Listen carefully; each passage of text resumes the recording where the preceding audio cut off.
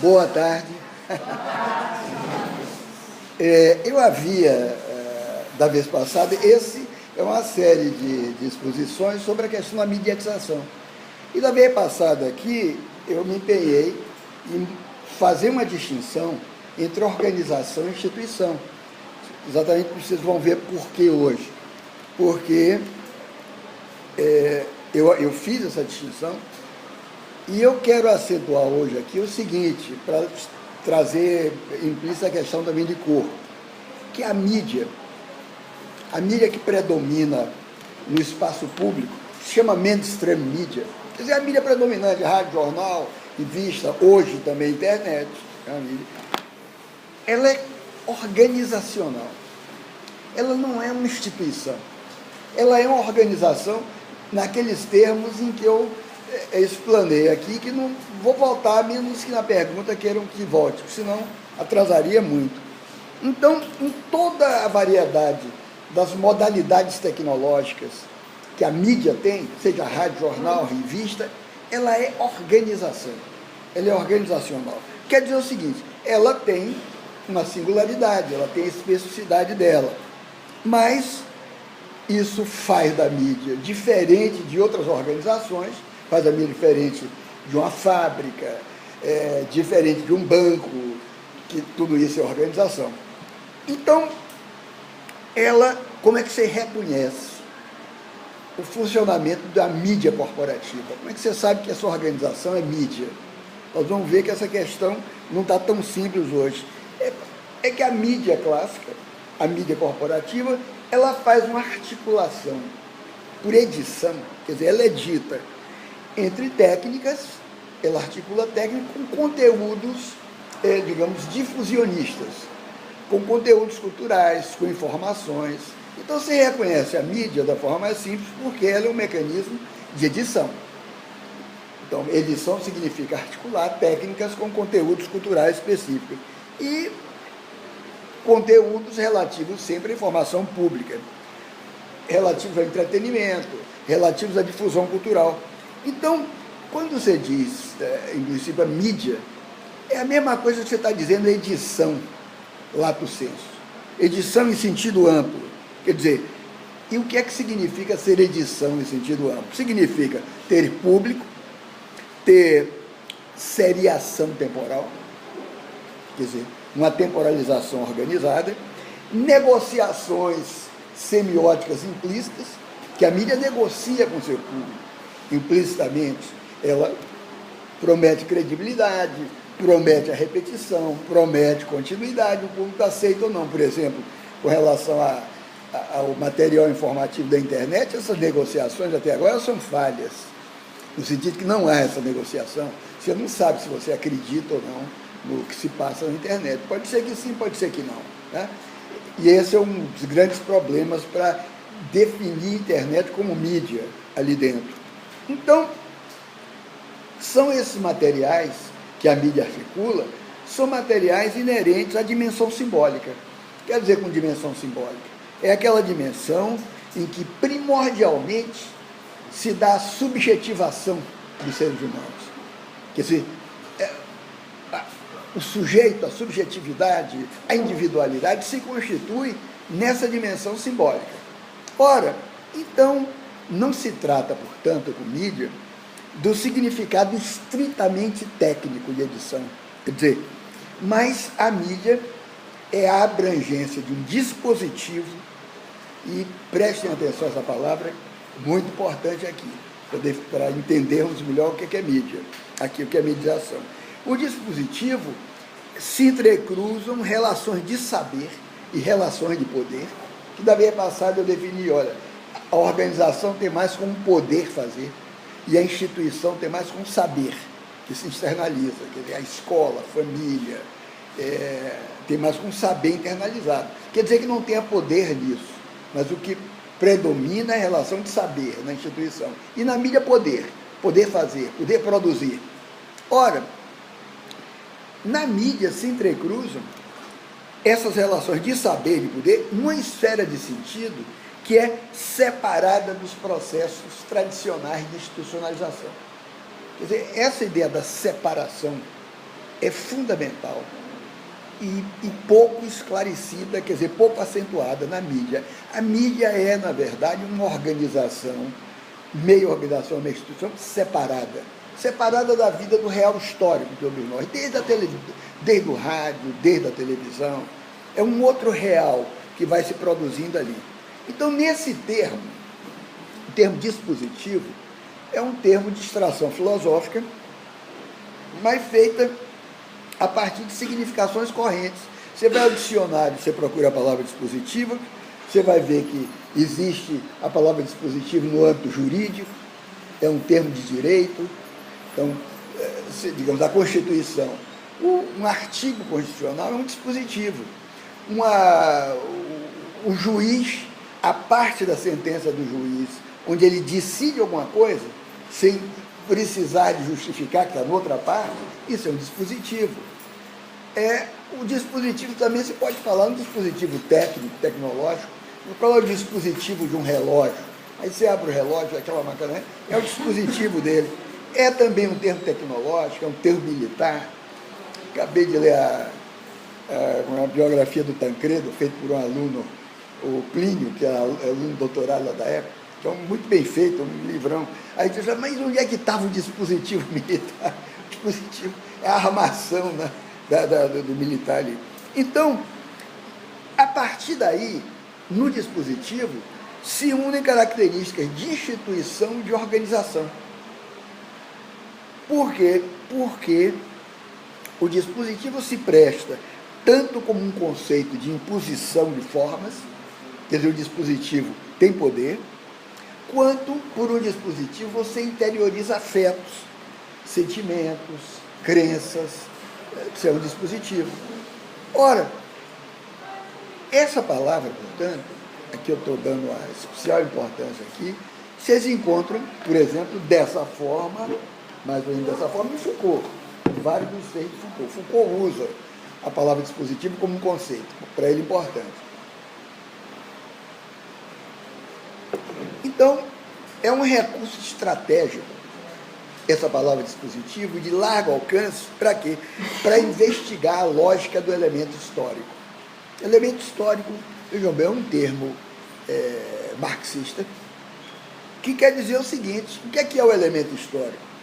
São as instituições, são relações de poder, são processos de subjetivação, tudo isso é elemento histórico. Então, na concretude organizativa desse elemento histórico, para contornar macro-racionalidades universais, digamos, a lei, o Estado, a soberania, o poder, essas grandes categorias, Foucault quer pegar o concreto, quer pegar o concreto. E a palavra dispositivo é para pegar esse concreto. Quer dizer, então, o que é a mídia, para resumir? Eu diria, em princípio, que mídia é um dispositivo. Mídia é um dispositivo, entre outros, que os dispositivos são tão antigos quanto a história do homem. Você está, desde que o homem está aí, você tem dispositivos. A mídia é um tipo de dispositivo. Portanto, vejam só, a mídia não é, portanto,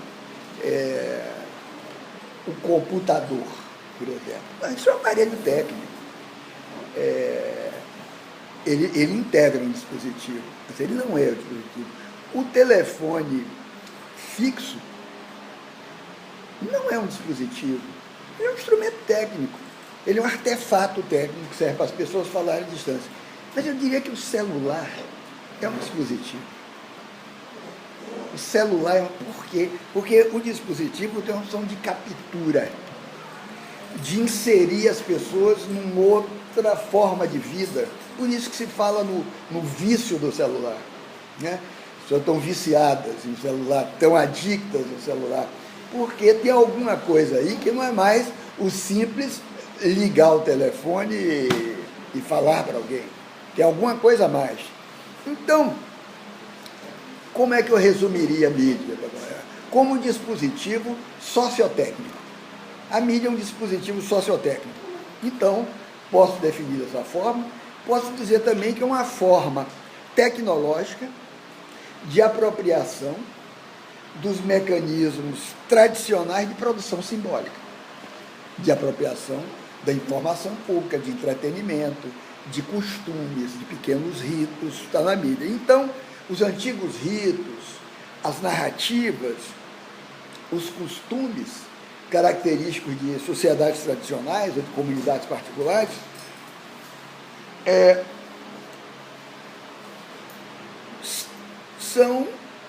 foram, digamos assim, parcialmente e progressivamente substituídos por um universo semiótico que é cada vez mais concentracionário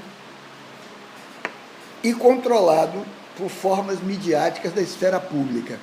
Quer dizer, o que antes estava nas instituições, um rito, um costume, a mídia, como dispositivo, ela vai se apropriando das formas em que a subjetividade se constitui, em que a subjetividade se dá.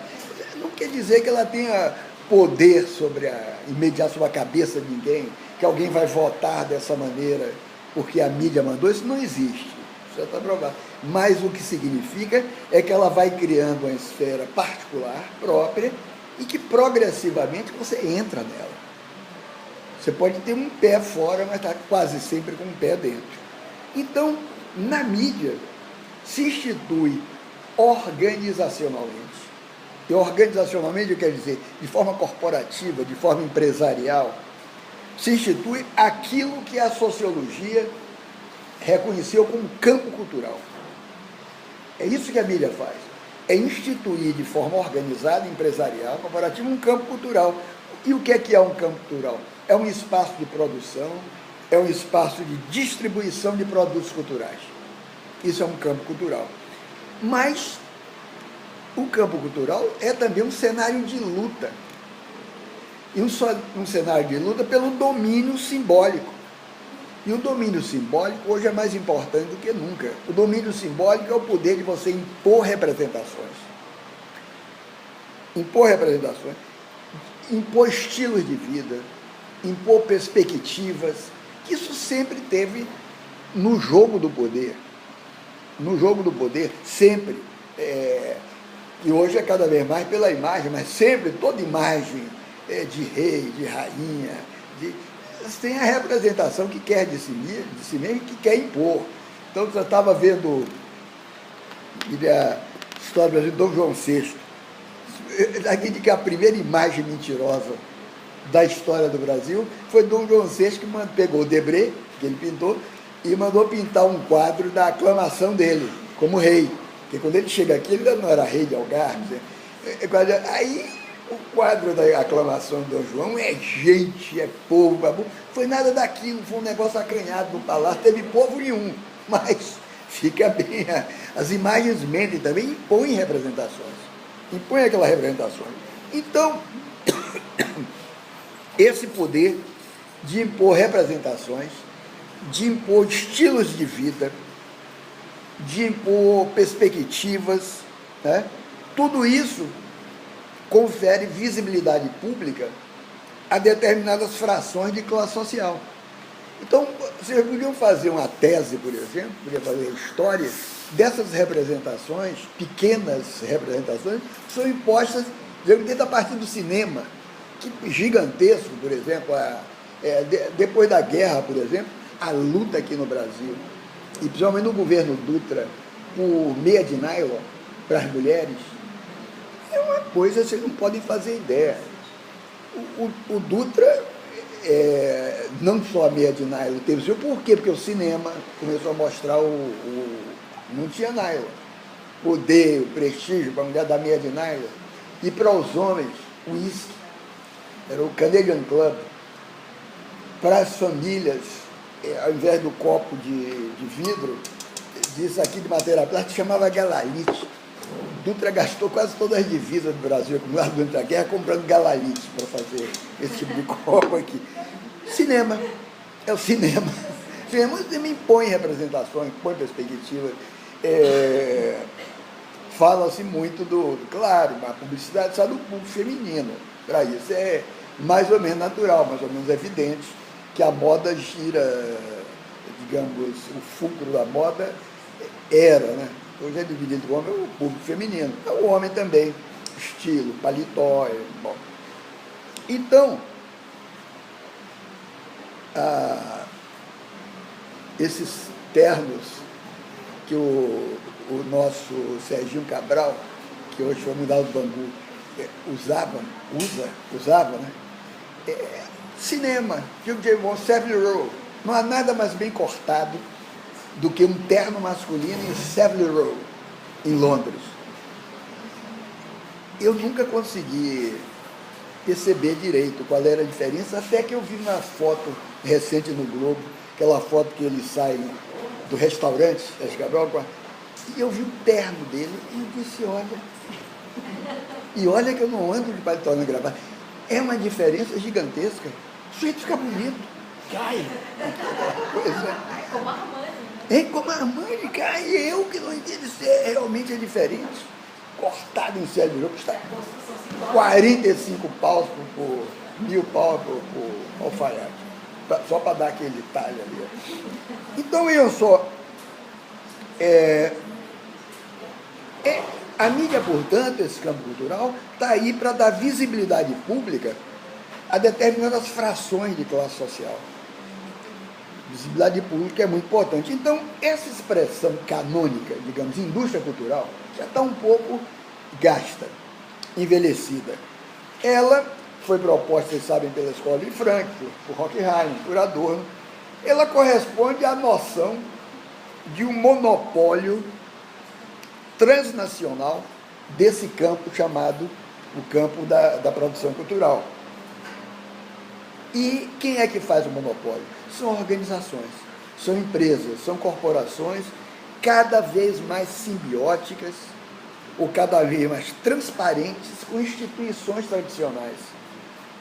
De modo que, às vezes, é difícil saber quem está falando é organização, instituição. Quer dizer, quem está falando é a organização, rede tal, ou é a família?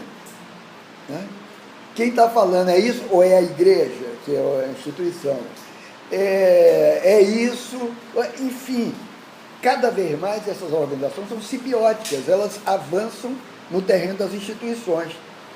Mas essas organizações estão afastadas do âmbito de qualquer transitividade cultural entre povo e nação.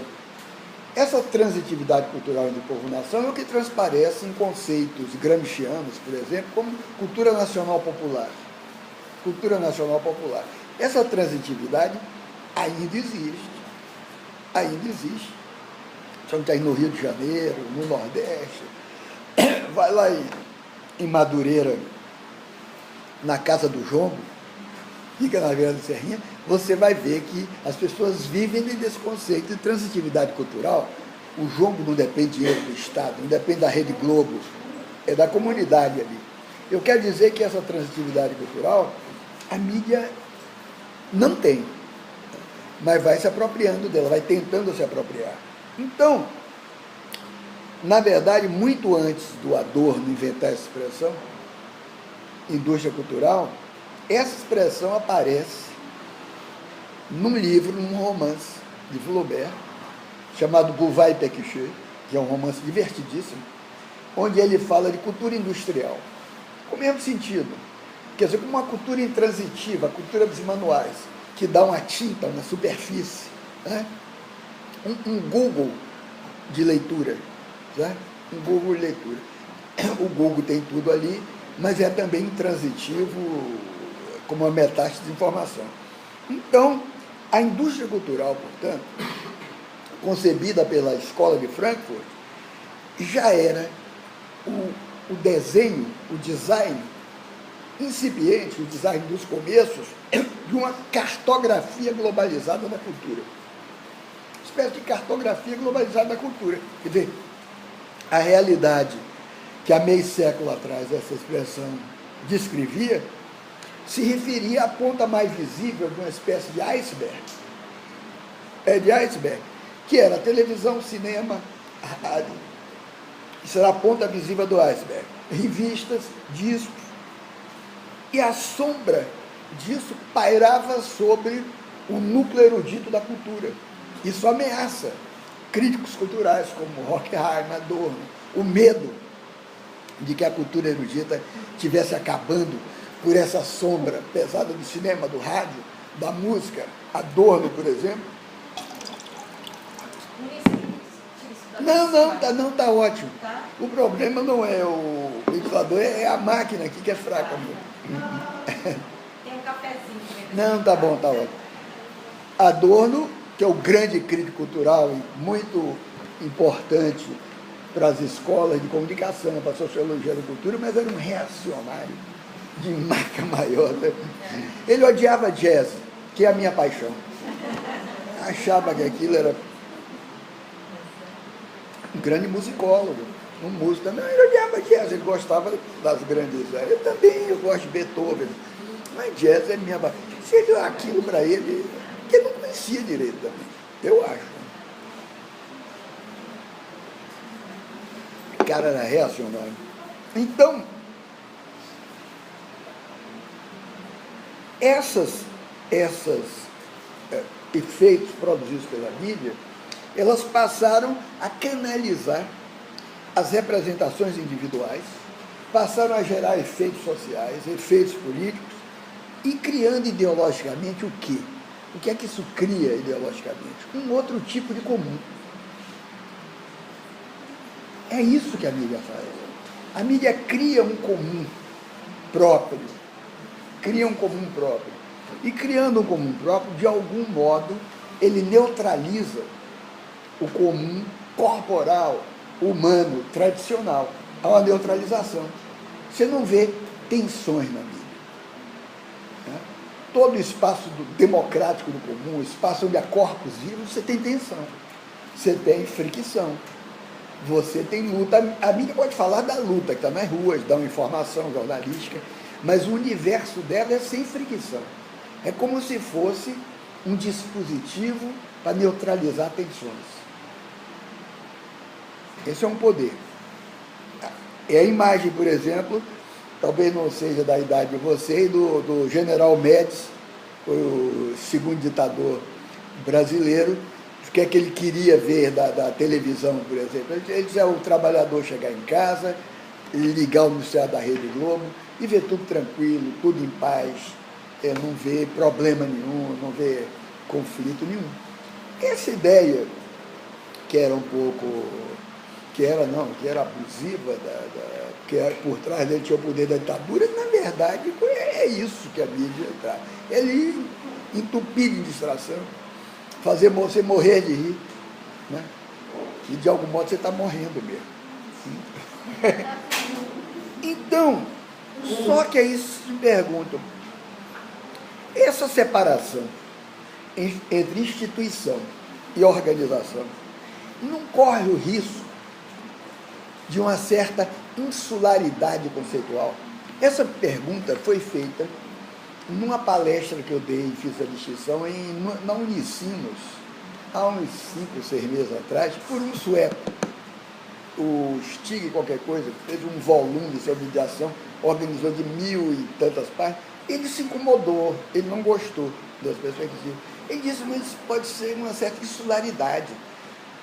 E ele, parcialmente, ele tem alguma razão, porque, às vezes, as características se cavalgam, se superpõem do que é a instituição e a organização. Mas você leva pessoalmente em consideração que tanto uma quanto outra pode se confundir na prática das relações societárias. Você não sabe o que é a instituição e a organização. Por exemplo, um pensador político importante francês, que é Alain Badiou, filosoficamente, ele ficou um pouco, ele é muito reputado nos Estados Unidos, mais do que na França, o Badiou.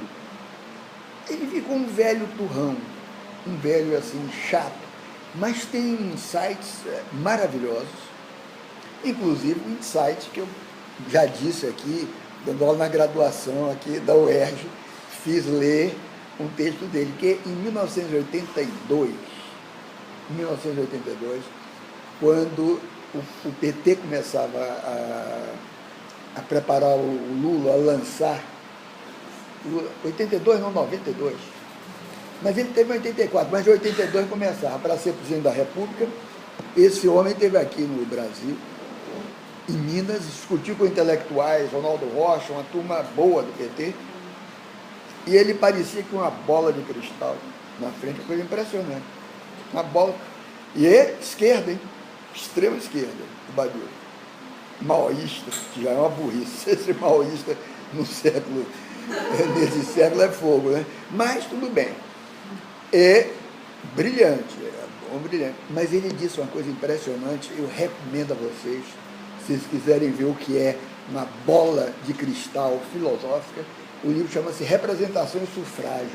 É um livro amarelo, editora de Minas, que agora não me vem à cabeça, muito fácil, Alain Badiou, Representação e Sufrágio. Ele diz o seguinte, ele diz, se o PT, falando aqui no Brasil, em Minas, chegar ao poder, como todo e qualquer partido da democracia representativa, ele estará condenado à corrupção e ao centro. Ele não acreditava em uma reforma pelo voto. Ele acha que tinha que contornar pelo... A análise dele, eu estou sumarizando, mas é muito detalhada, muito fina. Os intelectuais de Minas caíram em cima dele, mas não ganhavam na discussão com ele, não. Francês danado. Bom, o Badiou, ele às vezes se caracteriza com uma certa didática em certas coisas, e ele diz o seguinte, primeiro, não faz essa distinção na reflexão dele sobre política entre organização e instituição. Quase ninguém faz. Eu estou fazendo. Eu acho estratégico para não entender o que é mídia e mediação. Ele diz o seguinte, olha, na política, você tem sempre 3 elementos. Vejam que caracterização excelente de política. Ele diz assim, primeiro tem as pessoas. Primeiro elemento. Aí tem as pessoas, aquilo que elas fazem, aquilo que elas pensam. Você tem, digamos, o conjunto das atividades concretas das pessoas. Ele diz, é o conjunto da vida popular. Isso é o primeiro elemento da política. Em segundo lugar, as organizações. Ele não diz instituições, ele diz as organizações. E são as organizações, ele diz, que tentam formular perspectivas coletivas. Portanto, são os sindicatos, que realmente são organizações. São as associações de bairro, os grupos, os comitês. Esse é o segundo elemento da política. E os partidos políticos. Tá? Esse é o segundo plano. E, em terceiro lugar, aos órgãos do poder de Estado. Portanto, aos órgãos constitucionais, os órgãos oficiais de poder, as assembleias legislativas, o poder do presidente, o poder do governo, o conjunto dos poderes locais. Isso é o terceiro elemento da política. Ele diz, o que é política? Ele diz, política é uma articulação desses 3 elementos. Evidentemente, no teatro da política você vai encontrar trilhões, zilhões de outras abordagens. Hannah Arendt vê de modo diferente, mas veja a clareza da formulação de prática política. Realmente, a política tenta sempre articular esses 3 elementos, quer dizer, povo, instituições, organizações e Estado. Organizar de modo conflitual, de modo contraditório. Ora, ele não faz, portanto, ele parece assimilar a instituição à organização. Isso pode até não ter maiores consequências no plano da análise política, ou da teoria política, mas essa distinção tem, para mim, um valor estratégico. Quando você vai refletir sobre esse dispositivo sociotécnico que eu estou chamando de mídia. Esse dispositivo sociotécnico. E quais são as irradiações que esse dispositivo tem no elemento histórico da sociedade. Quer dizer, nas representações, na subjetivação. E por quê? Porque esse dispositivo técnico, sociotécnico, ele não está aí como instrumento puro da técnica. Ele está aí a serviço do capitalismo financeiro e do mercado. Portanto, ele está aí a serviço, a reboque, de uma nova forma de gestão da riqueza, de uma nova forma de acumulação do capital.